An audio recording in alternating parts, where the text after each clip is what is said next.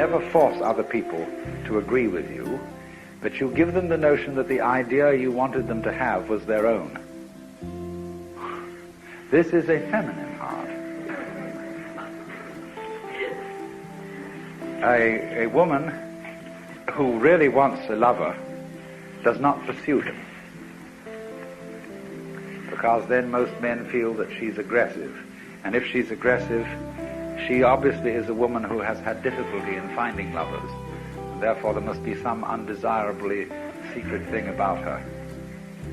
But if she, as it were, slightly difficult to get, then people get excited. And so they pursue. See? Is that kind of intelligence which, without your using very much effort, gets everything to cooperate with you. In English, the word heartless has a very bad connotation. A heartless person is an inconsiderate, unfeeling person. But a person who has mushin, or no heart in Chinese, it means that his psychic center doesn't get in its own way. It operates as if it wasn't there. In just the same way, for example, you don't have to attend, unless you're sick, to the government of your own body.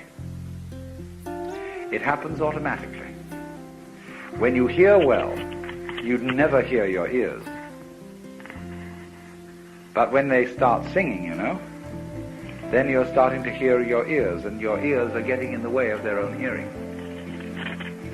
So on the deepest level, a person as a whole can get in the way of his own existence.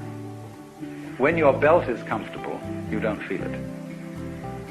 When your shoes are comfortable, it is as if you weren't wearing any. Likewise your clothes, you see. The more you are aware of these things, the less properly they fit. And this is the great human predicament. The development of self-consciousness, the development of the possibility of reflecting upon one's own knowledge. This is simultaneously a blessing and a curse.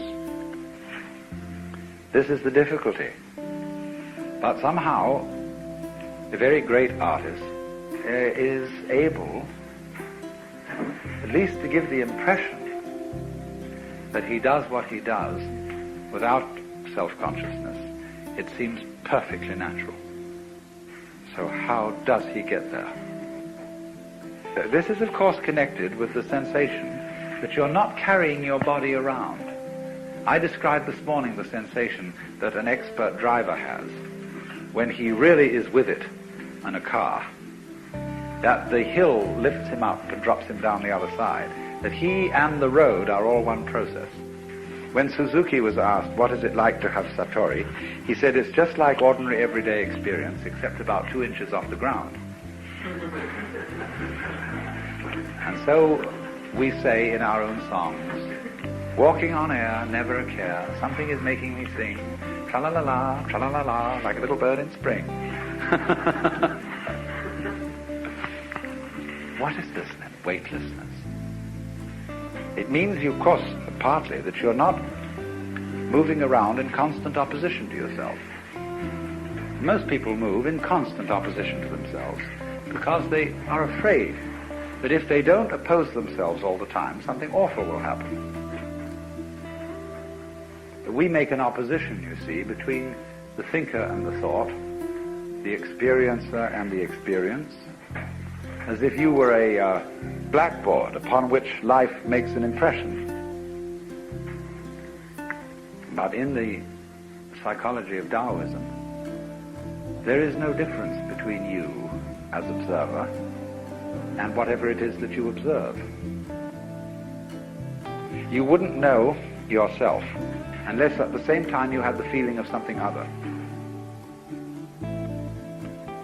Now, the secret is that other eventually turns out to be you. Go out at night and look at the stars. Whew. Say, well, surely I hardly matter. I'm just a tiny, tiny little peekaboo on this weird spot of dust called Earth. Billions of years before I was born, billions of years after I will die. Nothing seems stranger to you than that. But there comes a point, if you watch long enough, when you'll say, why, that's me. It's the other. That is the condition of your being yourself. And when you know that, you know you never die.